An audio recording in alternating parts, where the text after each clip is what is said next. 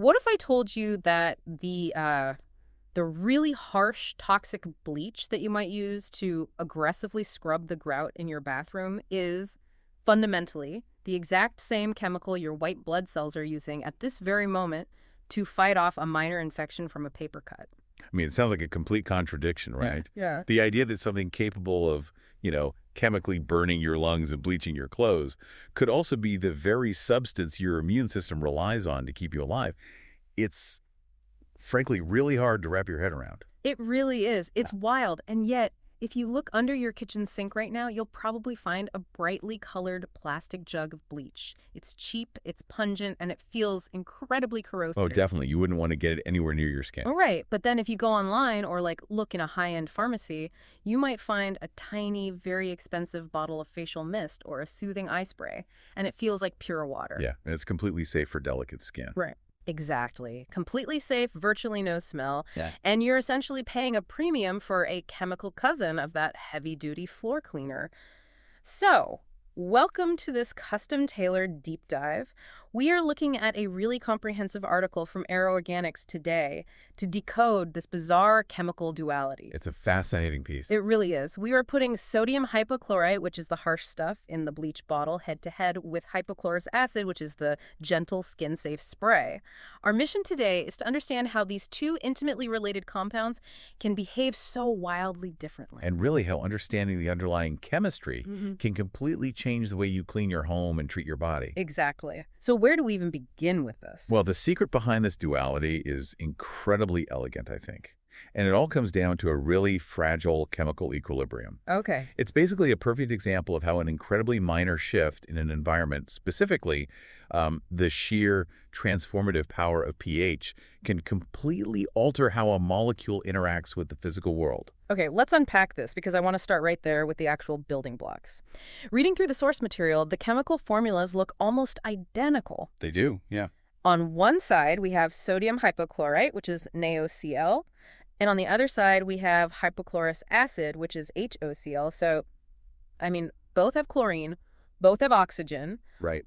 but they act like they operate under completely different rules of physics. Yeah, and the key to understanding why they act so differently lies in a reversible chemical reaction. Yeah. This happens the literal second chlorine dissolves in water. Oh, instantly. Pretty much. Yeah. In an aqueous solution, meaning, a water-based environment, hypochlorous acid and the hypochlorite ion don't just sit there statically. They exist in a constant dynamic balance. So they're moving. Exactly. They're constantly shifting back and forth into one another. The formula is basically this. HOCl reversibly shifts into H+, which is a hydrogen ion, plus OCl-, which is the hypochlorite ion. Okay, wait. So that OCl-, that hypochlorite ion, that is the active ingredient in the household bleach sitting under the sink. Right. That's it. That's the one. And what dictates which form the chemical takes? It is entirely dependent on the acidity or alkalinity of the water it's dissolved in. So the pH level literally transforms the structure of the molecule. It physically changes it, yeah. To visualize this, imagine the HOCl molecule is made of Lego blocks. I love a good Lego analogy. Right. So you have a hydrogen block attached to an oxygen and a chlorine block. When the environment is highly alkaline, meaning a very high pH, which basically signifies a severe lack of hydrogen ions in the water, the environment physically rips that hydrogen Lego block right off the molecule. Wow. So the high pH environment essentially just steals a piece of the molecule. Yes, exactly. It tears the hydrogen away, Yeah. and what you are left with is just the OCl- part. That is the hypochlorite ion, The bleach. the bleach.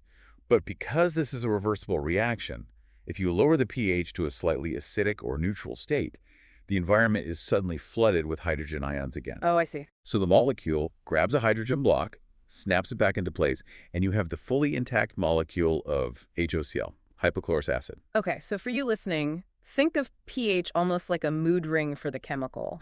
If you're holding a bottle of this stuff, the pH is dictating exactly what is swimming around inside. That's a great way to put it. If it's highly alkaline, say a pH of 11.0 to 13.0, the chemical is angry. It's had its hydrogen ripped away. It is the corrosive, irritating hypochlorite ion that you absolutely do not want on your skin. Definitely not. But if you lower that pH to a slightly acidic or neutral state, right around 3.5 to 6.5, the chemical kind of relaxes, snaps back together into the molecular form of hypochlorous acid, becomes gentle. Precisely. But okay, this brings up a massive question for me. If the neutral lower pH version is the gentle one, why do the manufacturers of household bleach purposely make their products so highly alkaline? Like, why do they want it sitting at a harsh pH of 11 to 13? Well, what's fascinating here is that it all comes down to basic economics and logistics. Really? Just logistic? Yeah, shelf stability. When the molecule is forced into that hypochlorite ion state by the high pH, it becomes very, very stable. It doesn't react with itself, and it doesn't break down quickly. Oh, wow. So manufacturers intentionally maintain that harsh alkaline environment so a jug of bleach can sit in a hot warehouse for a year, then sit on a grocery store shelf, and then sit under your sink for another year without losing its potency. So they are essentially trading biological safety for a longer expiration date? Exactly. They're prioritizing the supply chain over everything else. They are making it harsh on purpose just so it survives shipping. That is a wild trade-off. It really is. But as I was looking at the data and the source material, I ran into a statistic that really confused me based on this whole harsh versus gentle idea. Oh, which one? The article states that hypochlorous acid, the intact, gentle molecule, is 80 to 100 times more effective at killing microbes than the highly alkaline hypochlorite ion found in bleach. Yep, that's correct. But how does the biologically safe, quote-unquote, gentle version of the chemical become 100 times deadlier to bacteria? It's such a good question. And the why behind that massive jump in effectiveness is one of the most fascinating aspects of microbiology. Yeah. And it is entirely about electrical charge. Okay, electrical charge. Yeah. We have to zoom in and look at the actual structure of a bacterial cell. Bacterial cell walls naturally possess a negative electrical charge. Okay. Now, remember what happens to the bleach molecule in a highly alkaline environment. The hydrogen gets ripped off, leaving the hypochlorite ion, HOCl-. Right. That ion has a negative electrical charge. Oh, and basic physics dictates that, repels, if I try to push the negative ends of two magnets together, they literally physically push back against my hands. That is exactly what happens at a microscopic level. Because the bacterial cell wall and the bleach ion are both negatively charged, they naturally repel one another. Whoa. The bleach ion is an aggressive oxidizer, so it'll eventually cause damage. But it diffuses through the cell wall very slowly.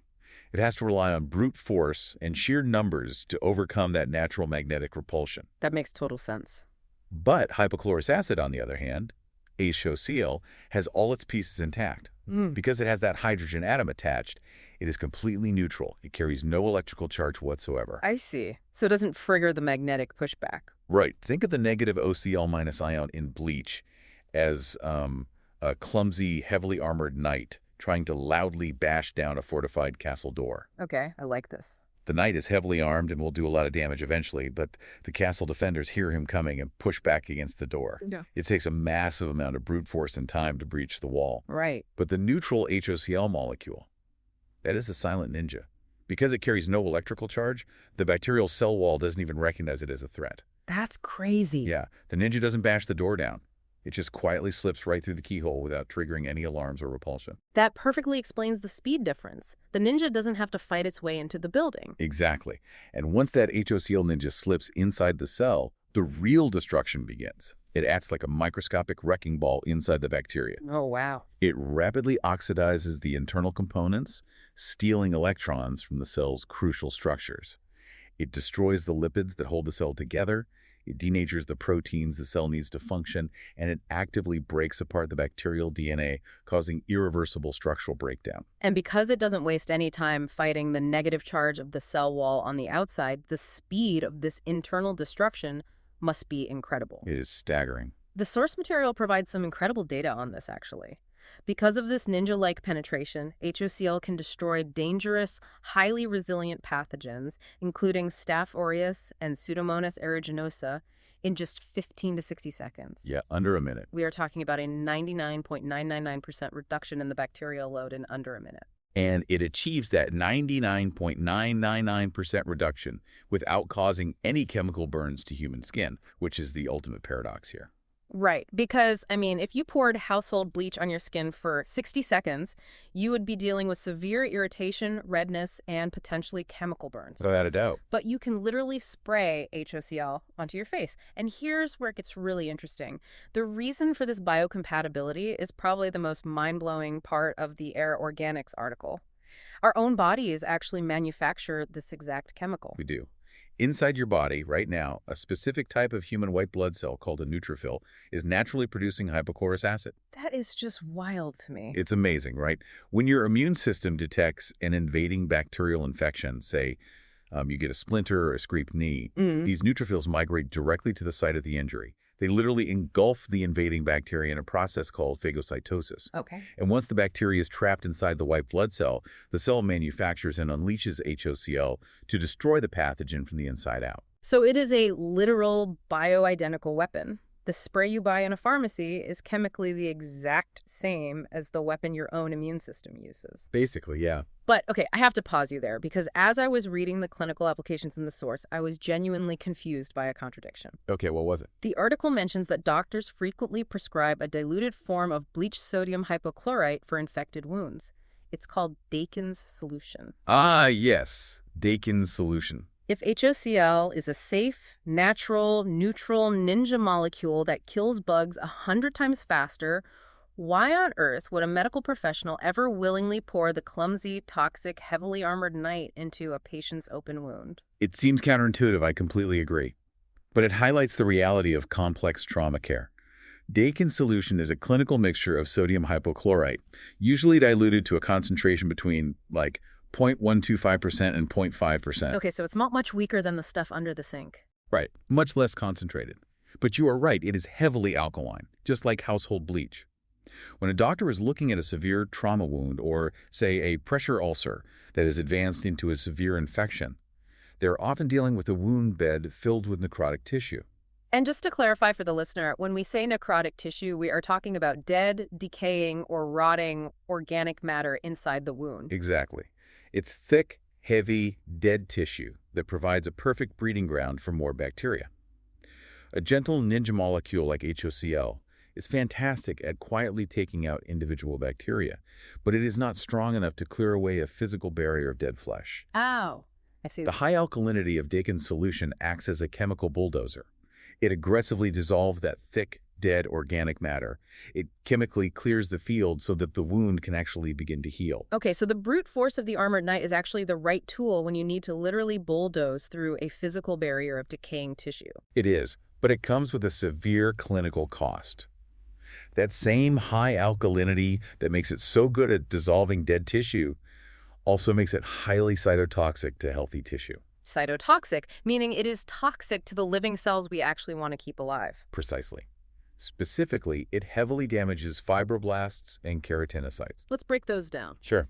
To use another analogy, imagine fibroblasts are the microscopic construction workers your body sends into the wound to lay down new scaffolding and rebuild the tissue. Okay. Keratinocytes are the cells that form the actual outer barrier of your skin, like the shingles on a roof.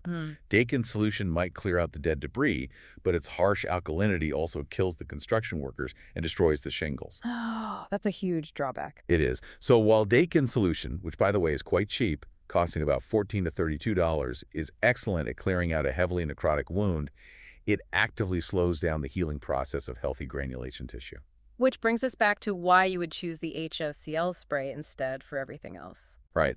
Hypochlorous acid sprays, which are more expensive and usually run about $19 to $45, are formulated at a pH of 4.5 to 5.5.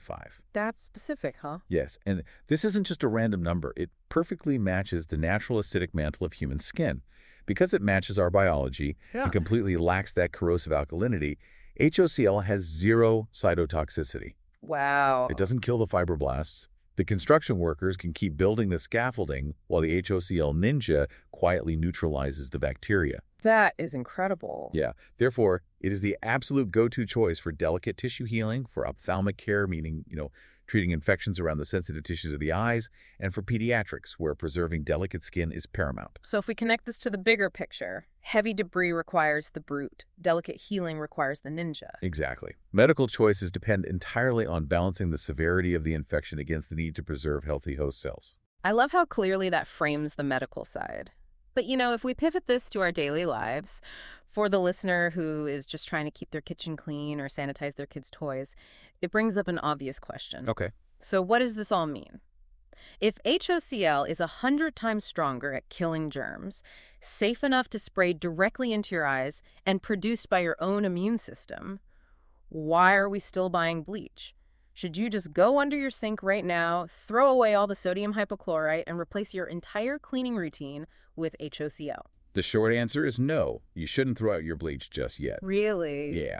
While HOCl is an absolute miracle molecule for daily sanitation, it has a fatal flaw when it comes to commercial practicality. Its instability. We have to go back to that chemical seesaw we talked about earlier. Well, the shelf life issue. Exactly. The very thing that makes HOCl so safe and effective, its neutral molecular state, also makes it incredibly fragile. Right, because the manufacturers haven't ripped off that hydrogen atom to force it into a stable, dormant state. Exactly. The molecular bonds in hypochlorous acid are delicate. When HOCl is exposed to ultraviolet light from the sun or heat or even just oxygen in the air over time, It breaks apart. so it falls apart naturally. Yeah. The UV photons literally act like microscopic hammers, shattering the weak oxygen-chlorine bond. The molecule steals an electron from its surroundings, reacts, and degrades. Within a matter of weeks or sometimes a few months, that potent ninja-like HOCl completely breaks down into essentially just plain, harmless salt water. Oh, wow.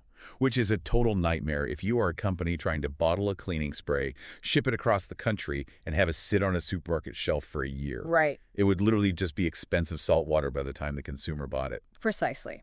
But if you can source it fresh or use at-home generators that make it on demand, HOCl is perfect for daily, gentle sanitation. Yeah. Think about the high-touch areas in your home. Doorknobs, children's toys, electronics, kitchen counters, or cutting boards. Oh, totally. It sanitizes rapidly. And here's the absolute best part for household use. It leaves zero chemical residue.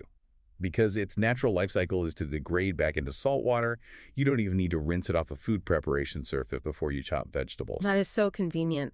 But I guess this fragility also perfectly explains why the brute, sodium hypochlorite, still has a necessary job to do in our homes. It does. Bleach survives in the commercial market for two very practical reasons. First, as we touched on, it is incredibly cheap to produce and store.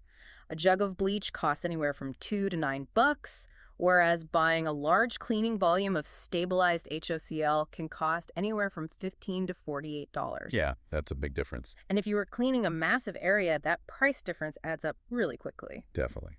And the second reason goes back to the difference between a minor cut and a necrotic wound.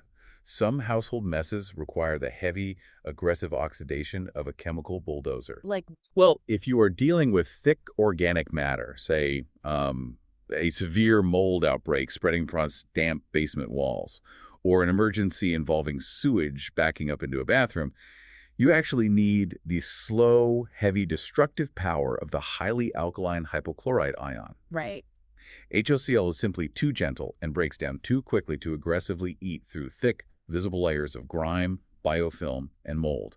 But there is a crucial detail here that we really need to highlight, especially if you are conscious about the environmental impact of your home or, frankly, your own respiratory health. That is very true. When you use that heavy-duty bleach to scrub a bathroom, it doesn't just disappear. As it aggressively reacts with organic matter, it produces harsh chemical byproducts called trihalomethanes. Yeah, trihalomethanes are volatile organic compounds. When the chlorine in bleach reacts with dirt, sweat, or organic grime, it creates these toxic gases. Which is why bleach smells so bad. Exactly. It is the exact reason why indoor swimming pools have that incredibly strong, choking chlorine smell, and why cleaning a small bathroom with bleach can cause severe lung and respiratory irritation. The off-gassing toxic fumes literally force you to open windows, turn on exhaust fans, and wear rubber gloves just to protect your skin. The safety profile is just drastically different. Household bleach sits at a heavy concentration of like 3% to 6%, making those fumes a real hazard in an enclosed space. Right. But HOCl works effectively at incredibly low concentrations, often between just 50 to 200 parts per million. That is just 0.01% to 0.05%. It's tiny. It has virtually no odor, maybe just a very faint, clean scent that smells like a swimming pool for just a few seconds before dissipating entirely. Yeah. And because its natural degradation process turns it back into simple salt water, it is entirely biodegradable. It reduces the chemical waste you are flushing down your drains and into our water systems to absolute zero. It really challenges the common assumption that we have built up over decades of marketing. Yeah. This idea that higher concentrations, harsher smells, and chemicals that burn your lungs naturally equate to a quote-unquote cleaner home. We've been conditioned to believe that if it doesn't smell toxic, it isn't working. Right, the clean smell. But as the chemistry of HOCl shows us, Sometimes the most efficient and deadly solution to pathogens is the one that works in total harmony with our biology, rather than against it. So, to summarize this deep dive, you now know the secret identity of the chlorine-based cleaners sitting in your home. It's all one chemical family, separated only by the invisible power of pH. Exactly. On one side, you have the highly alkaline brute sodium hypochlorite. It is cheap, it's shelf-stable, and an absolute necessity for extreme, heavy-duty messes and thick organic barriers. But it comes with the steep cost of being corrosive, toxic, and environmentally harsh. Yeah. On the other side, you have the gentle, neutrally charged Ninja hypochlorous acid. It is a highly effective, body-safe sanitizer for your everyday life that literally mimics the mechanics of your own immune system, destroying pathogens instantly without leaving a trace of harmful residue. This raises an important question, though, regarding how we view the chemicals we bring into our homes. It really shows that higher concentrations don't always mean better or faster results. It completely reframes how we look at the balance of power in chemistry. The most effective weapon isn't always the one that causes the most collateral damage. Absolutely. And as we wrap up, I want you to think back to that cabinet under your sink, full of those harsh, pungent chemicals and brightly colored bottles. Knowing what you know now, that human biology naturally evolved to manufacture hypochlorous acid as the ultimate side effect-free weapon against microscopic threats, it really makes you wonder. If we were able to discover, stabilize, and bottle the immune system's exact response to bacteria, what other natural biological defense mechanisms are out there just waiting to be replicated? What other secrets is human biology hiding that could eventually render every single toxic synthetic chemical under our sinks completely obsolete?